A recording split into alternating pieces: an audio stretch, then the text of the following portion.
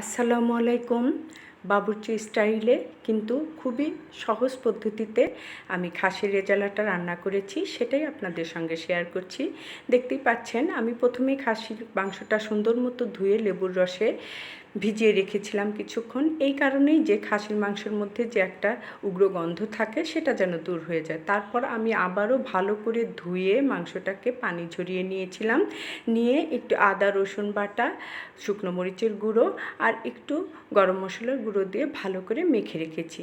খাসির রেজালার ক্ষেত্রে এটা মেখে না রাখলেও হয়, কিন্তু আমি একটু মেখে রেখেছিলাম।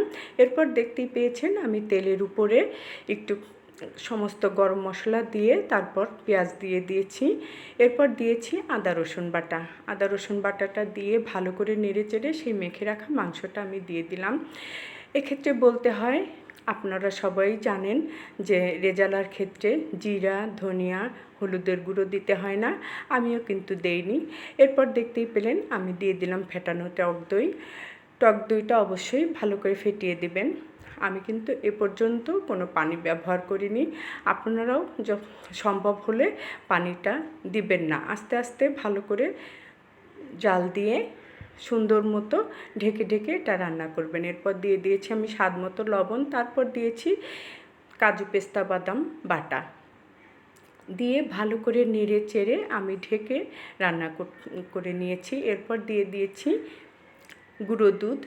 আমি গরম পানিতে গুঁড়ো দুধটা ভালো করে গুলিয়ে তারপরে দিয়েছি। তারপরে একটু কেওড়া জল দিয়েছি কাঁচামরিচ, দিয়েছি আলু বোখারা। আপনারা সবাই দেখতে পেয়েছেন। আমার রেজালা রান্না করাটা আলহামদুলিল্লাহ অলমোস্ট হয়েই এসেছে। আপনারা দেখতেই পাচ্ছেন।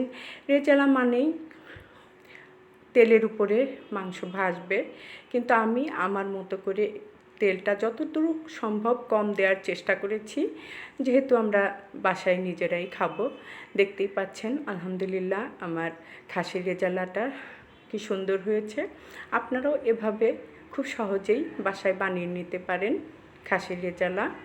আমি খুবই সহজ পদ্ধতিতে এটা রান্না করে থাকি, সেটাই আপনাদের সঙ্গে শেয়ার করলাম। সবাই ভালো থাকবেন, আমাদের জন্য দোয়া করবেন। আল্লাহ হাফিজ।